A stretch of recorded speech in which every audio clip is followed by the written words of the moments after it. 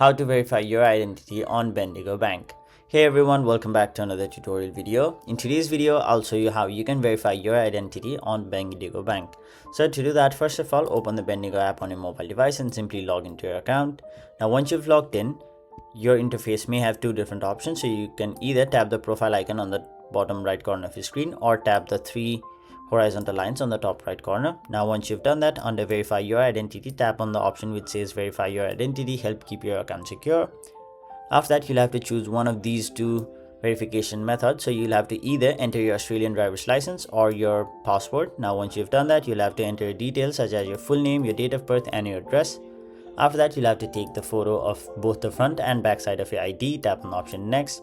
After that, you'll have to do a facial recognition check. So simply take a selfie as instructed, and once you've done so, you'll have successfully verified your identity on Bendigo Bank. So that is it for this video. Thank you so much for watching.